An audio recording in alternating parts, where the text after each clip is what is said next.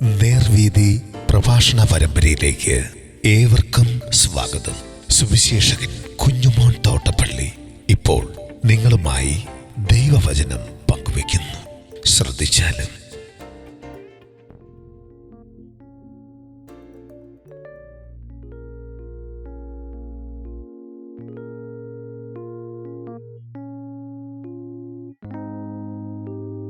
ഉയർത്തപ്പെട്ട മനുഷ്യപുത്രൻ, ദൈവനാമത്തിന് മഹത്വമുണ്ടാകട്ടെ. യോഹന്നാൻ സുവിശേഷം 3-ാം അധ്യായത്തിന്റെ 14-15 വാക്യങ്ങൾ ഞാൻ വായിക്കുന്നത് ശ്രദ്ധിച്ചാലും. മോശ മരുഭൂമിയിൽ സർപ്പത്തെ ഉയർത്തിയതുപോലെ മനുഷ്യപുത്രനെ ഉയർത്തേണ്ടതാകുന്നു. അവനിൽ വിശ്വസിക്കുന്ന ഏവനും നിത്യജീവൻ പ്രാപിക്കേണ്ടതിന് തന്നെ.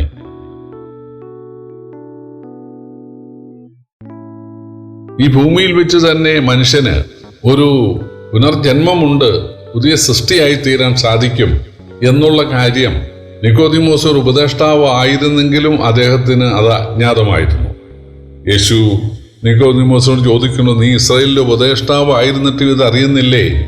ഇസ്രായേലിന്റെ ഉപദേഷ്ടാവ് ഇത് അറിഞ്ഞിരിക്കണം, കാരണം പഴയ നിയമത്തിൽ അത് എഴുതിയിട്ടുണ്ട്.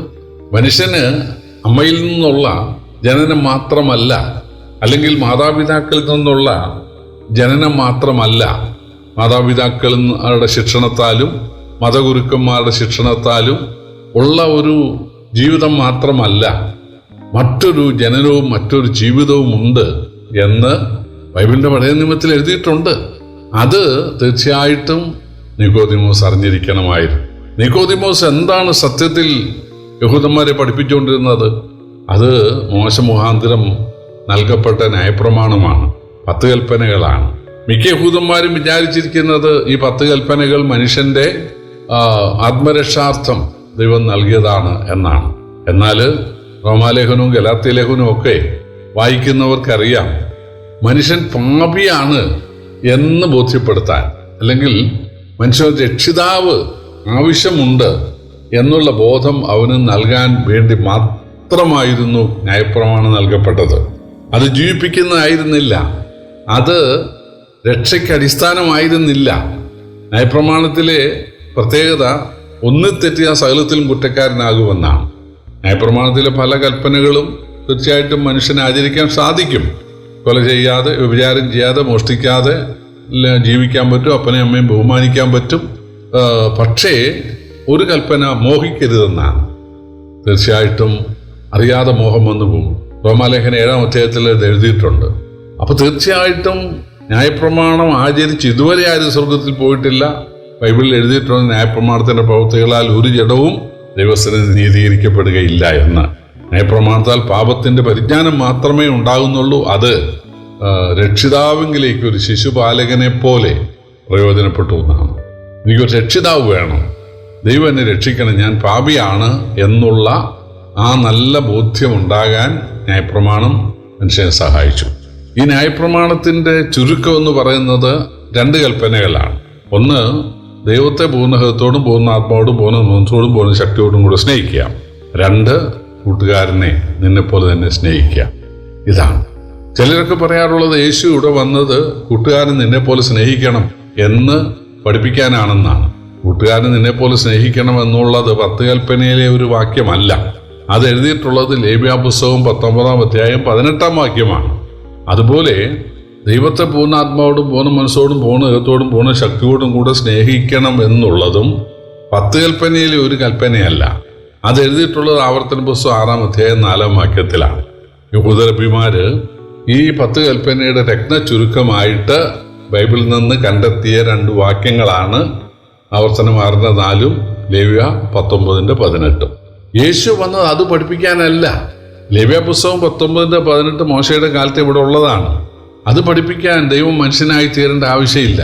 സകല രാഷ്ട്രീയക്കാരും പ്രസംഗിക്കുമ്പോൾ പറയുന്നത് യേശു ഇവിടെ വന്നത് നിന്നെപ്പോലെ നിന്റെ അയൽക്കാരനെ സ്നേഹിക്കണമെന്ന് പറയാനല്ലേ എന്നാണ്. യേശുവിൻ്റെ അടുക്കൽ ഒരു ന്യായശാസ്ത്രി വന്ന് നിത്യജീവൻ പ്രാപിക്കാൻ എന്ത് ചെയ്യണം എന്ന് ചോദിച്ചു. ന്യായപ്രമാണത്തിൽ എന്ത് എഴുതിയിരിക്കുന്നു, നീ എന്ത് വായിക്കുന്നു, നിനക്കെന്താണ് ഇത്രയും കാലമായിട്ട് മനസ്സിലായതെന്ന് ചോദിച്ചപ്പോൾ ആ ന്യായശാസ്ത്രി പറഞ്ഞു, കൂട്ടുകാരൻ നിന്നെ പോലെ സ്നേഹിക്കണം, ദൈവത്തെ പൂർണ്ണതയോടെ സ്നേഹിക്കണം എന്നാണ് ഞാൻ മനസ്സിലാക്കിയിരിക്കുന്നത്. യേശു പറഞ്ഞു, നീ പോയി അങ്ങനെ ചെയ്യുക. യേശുവിനെ പരീക്ഷിക്കാൻ വന്ന ആളോട് തിരിച്ച് പരീക്ഷിച്ച് തന്നെ യേശു ഉത്തരം പറഞ്ഞു. കാരണം ദൈവത്തെ പൂർണ്ണതയോട് സ്നേഹിക്കാൻ ആർക്കും കഴിയുകയില്ല. കൂട്ടുകാരനെ തന്നെപ്പോൾ സ്നേഹിക്കാൻ ആർക്കും കഴിയുകയില്ല. യേശു അപ്പോഴാണ് നല്ല ശമരിയക്കാരൻ ഉപമ പറഞ്ഞത്. ഇത് കേട്ട ആ മനുഷ്യൻ ഒന്നും പറയാതെ തിരിച്ചു പോവുകയാണ് ഉണ്ടായത്. അപ്പോൾ യേശു ഇവിടെ പറയുകയാണ്, പുതിയ ജനനം ഉണ്ടാകുന്നത് എങ്ങനെയാണ് ഞാൻ പറയാം. മോശയുടെ കാലത്ത് മരുഭൂമിയിൽ അഗ്നിസർപ്പത്താൽ ആളുകൾ കടിക്കപ്പെടുവാനിടയായി. പലരും മരിച്ചു. വലിയ നിലവിളി ഉണ്ടായി. മോശ ദൈവത്തോട് പ്രാർത്ഥിച്ചപ്പോൾ ദൈവം പറഞ്ഞു, ഒരു പിച്ചള സർപ്പത്തെ ഉണ്ടാക്കുക, പിച്ചള കൊണ്ട് ഒരു സർപ്പത്തെ ഉണ്ടാക്കുക, എന്നിട്ട് അതിനെ ഒരു കൊടിമരത്തിൽ ഉയർന്ന ഒരു സ്ഥലത്ത് ഒരു കൊടിമരത്തിൽ ഉയർത്തുക. കടിയേൽക്കുന്ന ആള് ആ ഉയരത്തിലേക്ക് ആ കൊടിമരം ഉള്ള ആ ഭാഗത്തെ ലക്ഷ്യമാക്കി നോക്കിയാൽ അവന് ജീവൻ കിട്ടും. അങ്ങനെ പാമ്പുകടിയേറ്റ അനേകര് ഉയരത്തിലേക്ക് നോക്കി, അല്ലെങ്കിൽ ആ ഉയർത്തപ്പെട്ട പിച്ചൽ സർപ്പത്തെ നോക്കിയതിനാൽ ജീവൻ പ്രാപിച്ചവർക്ക് രണ്ടാം ജന്മമുണ്ടായി. അതാണ് യേശു പറഞ്ഞത്. അതുപോലെ മോശ മരുഭൂമി സർപ്പത്തെ ഉയർത്തുപോലെ മനുഷ്യപുത്രനെ ഉയർത്തേണ്ടതാകുന്നു. അവനിൽ വിശ്വസിക്കുന്നവന് നിത്യജീവൻ ഉണ്ടാകും, രണ്ടാം ജന്മം ഉണ്ടാകും. അവർ പുതിയ സൃഷ്ടികളാകും, ദൈവമക്കളാകും. അതുകൊണ്ട് മോശ മരുഭൂമി സർപ്പത്തെ ഉയർത്തിയതുപോലെ മനുഷ്യപുത്രനായ എന്നെയും ഉയർത്തും എന്നാണ് യേശു പറഞ്ഞത്. പക്ഷേ യഹൂദ ഉപദേഷ്ടാവായ നിക്കോദിമോസിന് അതൊന്നും മനസ്സിലായില്ല. അദ്ദേഹം ആ രാത്രി മടങ്ങിപ്പോകാൻ ഇടയായി. എന്നാൽ ഏറെ താമസിയാതെ യേശു കാൽവറിയിൽ ഉയർത്തപ്പെട്ടത് കേട്ട് അറിഞ്ഞ് അദ്ദേഹം വന്ന് യേശുവിൻ്റെ ശരീരം എടുത്ത് സംസ്കരിക്കാൻ തയ്യാറായി. ഒരു രഹസ്യ ശിഷ്യനായിരുന്ന നിക്കോദിമോസ് യേശുവിൻ്റെ പരസ്യ ശിഷ്യനായി തീരുവാൻ ഇടയായി. യേശു മുറിപ്പെടുത്തുന്ന വാക്കുകൾ പറഞ്ഞത് വലിയ ഗുണമായി. അതിനാൽ അദ്ദേഹം ദൈവരാജ്യത്തിൻ്റെ അവകാശിയാകാൻ ഇടയായി. ദൈവം നമ്മെയും സഹായിക്കട്ടെ. കർത്താവിൻ്റെ വലിയൊരു നാമം വാഴ്ത്തപ്പെടുമാറാകട്ടെ.